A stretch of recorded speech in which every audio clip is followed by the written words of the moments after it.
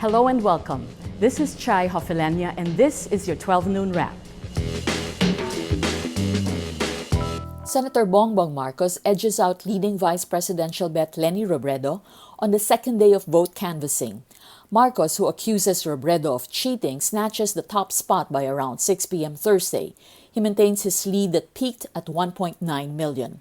The difference narrowed down when votes from Camarines Sur and Mindanao came in. Marcos's vote count as of 10 p.m. Thursday was 13.2 million, while Robredo's was at 13.1 million. Votes from Marcos's bailiwick, the Solid North provinces, were also canvassed on Thursday. Results show he got the most votes from Pangasinan, the most vote-rich province in the Ilocos region. Follow Rappler.com for continuing updates. President Benigno Aquino claims victory for his vice presidential bet Leni Robredo despite questions raised by chief rival Bongbong Marcos. Aquino takes pride in Robredo, who started as a reluctant candidate with 1% in the polls. He says, in his words, truth prevailed. Robredo also claims the victory, but Marcos cries massive poll cheating. Aquino says revisionist propaganda on the history of martial law may have worked, especially among the millennials or young voters. But analysts point out it's the age group that experienced martial law and not the millennials that prefers the senator. The election year coincides with the 30th anniversary of the 1986 EDSA People Power Revolution that ousted the late President Ferdinand Marcos. What did autopsy results of two Closeup concert victims show?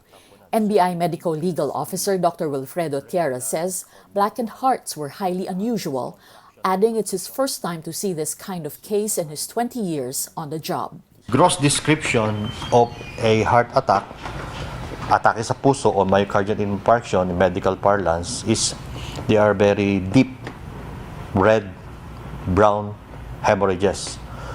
Very congested, very edematous. So that's the usual. But this particular thing, especially on this one person, they are dark, they are really black. And they have areas of rupture, areas of bleeding, resorting to congestion. 5 died in the Closeup Forever Summit Outdoor concert last Saturday, May 21. Around 14,000 attended. Authorities are still verifying reports designer drug Green Amore caused the deaths, a lethal mixture of ecstasy and shabu.